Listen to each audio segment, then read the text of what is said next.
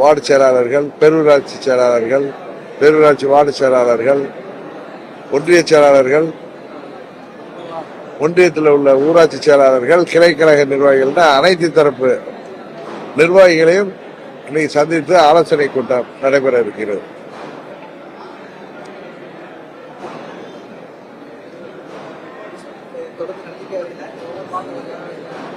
தொடர்ந்து நடந்த இப்ப ஏற்கனவே கடந்த மாதத்துல நம்ம முதுகுளத்தூர் முடிச்சோம்.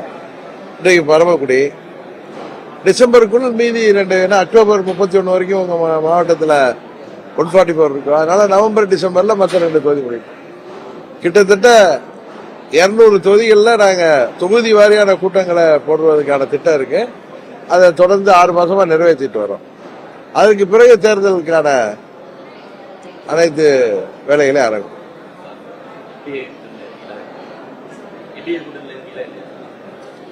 என்டிஏ கூட்டணியில நீங்க என்ன நினைக்கிறீங்க? திரு நயினார் நாகேந்திரன் கேளுங்க.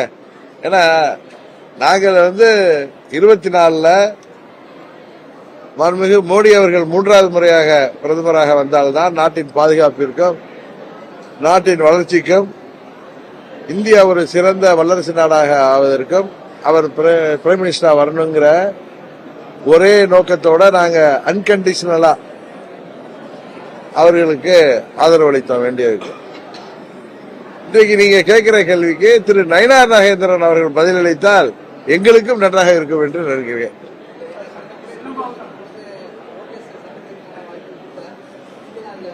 நான் இதுவரைக்கும் சந்திக்கிற வாய்ப்புகள் கேட்கல. நீங்க எங்கே வந்தப்ப கேட்டீங்க. நான் அப்படி சந்திக்கணும்னு நினைச்சா நான் டெல்லியில அவங்கள்ட்ட அப்பாயின்மெண்ட் கேட்டுதான் சந்திப்பேன் தவிர இங்க வருகிற இடத்துல சந்திக்க வேண்டிய ஒரு தேவை இதுவரைக்கும் எனக்கு வரல.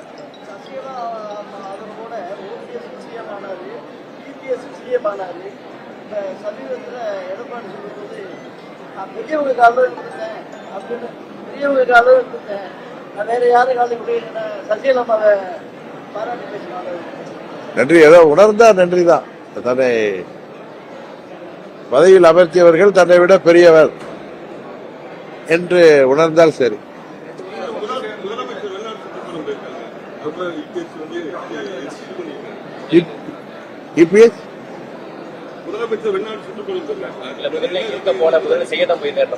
என்னங்க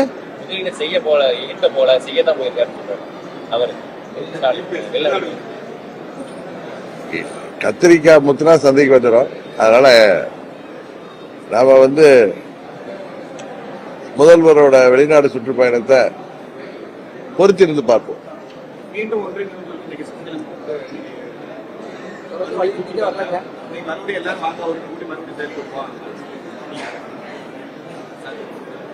அம்மாவின் தொண்டர்கள் ஓர் அணியில் திரள வேண்டும் என்பதுதான் அம்மா மக்கள் முன்னேற்ற கழகத்திற்கு. ஒன்று இணைன்னா ஒரே கட்சி ஆறது கிடையாது. அம்மா மக்கள் முன்னேற்ற கழகம் ஆரம்பித்து 7-8 ஆண்டுகளாக நாங்கள் யாரையெல்லாம் எதிர்த்து போராடி வந்தோம் என்பது உங்களுக்கு தெரியும்.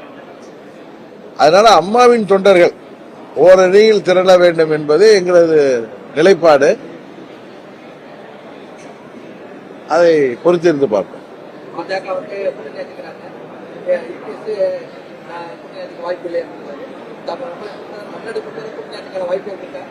எங்களுடைய நிலைப்பாடு டிசம்பர் மாதத்தில் இதை பற்றி எல்லாம் நாங்கள் பேசுவோம்.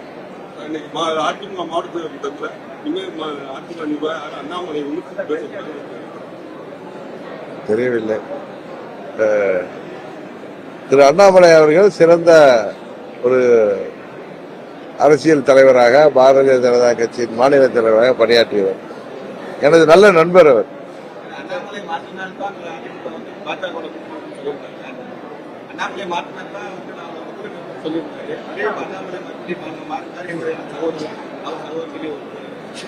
அது திரு நீங்க பேசுறவங்கள்ட்ட தான் கேட்கணும். என்னிட்ட போய் கேட்டா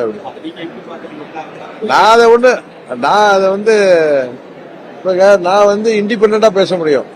நாங்கள் அம்மா மக்கள் முன்னேற்ற கழகம் அம்மாவின் தொண்டர்களால் இயக்கப்படுகின்ற இயக்கம். ஆனா அவர் ஒரு தேசிய கட்சியின் மாநில தலைவராக இருந்தவர். அதனால அவருக்குன்னு சில கட்டுப்பாடுகள் இருக்கும். அதுதான் உண்மை. அதான் சொன்னார எனது சொந்த கருத்துங்கிறத தாண்டி கட்சியின் கருத்துக்கு நான் கட்டுப்படுவேன்னு சொல்றேன். அதனால அவர் பேசுறது மாறி மாறி பேசுறாருன்னு நீங்க எடுத்துக்கணும்னா அது உங்களுடைய விருப்பம். நான் அப்படி பார்க்கல. அவர் ஒரு தொண்டராக ஒரு கட்சியின் மாநில தலைவராக இருந்தப்ப அவர் ஒரு கருத்தை சொல்றாரு. இன்னைக்கு மேலிடம் சொல்வதற்கேற்ப அவர் ஒரு தொண்டராக அதை ஏற்றுக்கொண்டு அதில் வழி அதை வழி செல்றாரு.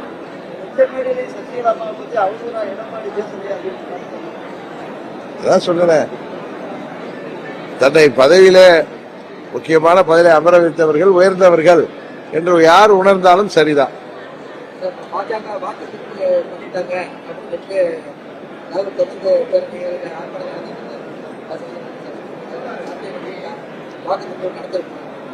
எனக்கு தெரியல. ஆனா சிவகங்கை எம்பி திரு கார்த்திக் சிதம்பரம் அவர்களே இவிஎம்ல எது தப்பு நடக்க வாய்ப்பு இல்லைன்னு பேசியிருக்காரு.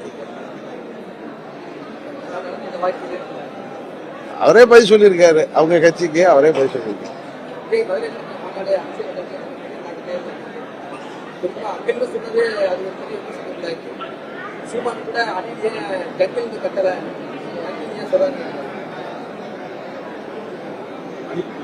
உங்கள் கேள்விக்கெல்லாம் நேற்று நான் தஞ்சாவூர்ல பதில் சொல்லி உங்க தொலைக்காட்சிகள்லயும் பத்திரிகைகளையும் வந்திருக்கேன். மீண்டும் மீண்டும் அதே அரைச்சமாவே அரைக்க வேண்டாம்னு நினைக்கிறேன்.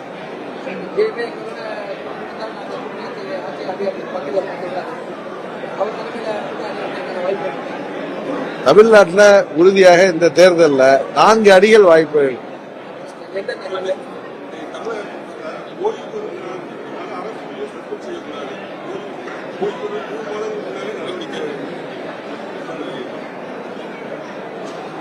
சத்துணவு ஊழியர்களை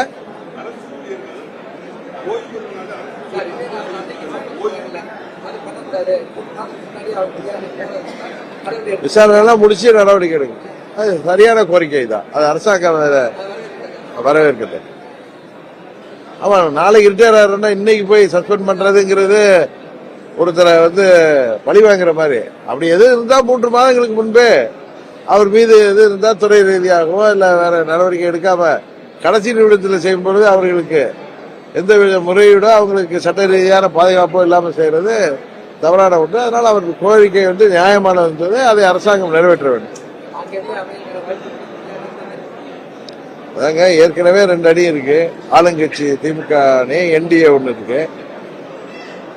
திரு சீமான் அவர்கள் தனித்து போட்டிவிடுவாங்கிறாரு, கடந்த ஆளுக்கு போட்டிவிடுவாரு. திரு விஜய் அவர்கள் தலைமையிலான ஒரு அணி அமையும்.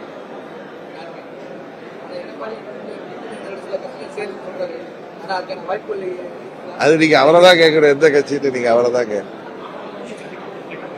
எனக்கு தெரியாது.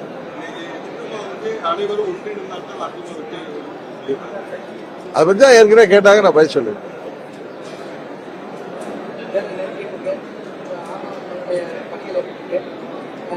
இப்பொழுது நாங்கள் தொகுதி வாரியாக கட்சியின் கட்டமைப்பை பலப்படுத்துகின்ற வேலையில் இறங்கியிருக்கோம். அடுத்த கட்டமாக எங்கள் பிரச்சாரங்கள் எல்லாம் நடக்கும்.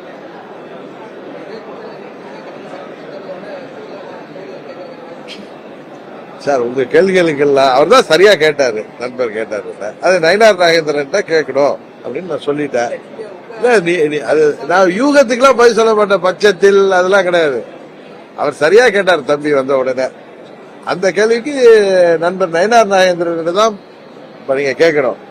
இன்னொன்னு, டிசம்பர் மாதத்திற்குள் எல்லாம் ஒரு முடிவுக்கு வந்துடும். அதுக்கப்புறம் அமமுக என்ன செய்கிறது என்பதை நீங்கள் பாருங்கள். ஆனா ஒன்று மாத்திரம் சொல்கிறேன், இந்த தேர்தலில் 26 சட்டமன்ற பொது தேர்தலில் அம்மா மக்கள் முன்னேற்ற கழகம் உறுதியாக வெற்றி முத்திரை பதிக்கும்.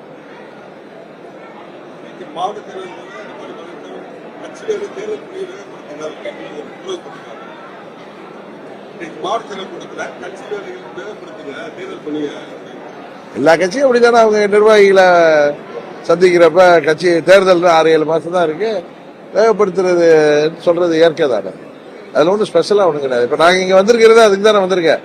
இங்க உள்ள கிளை செயலாளர்கள், கிளை நிர்வாகிகள், பேரூராட்சி நிர்வாகிகள் என அனைத்து நிர்வாகிகளையும் பார்த்து தேர்தலுக்காக அவர்களை பணியை துரிதப்படுத்துவதற்காக வந்திருக்கு.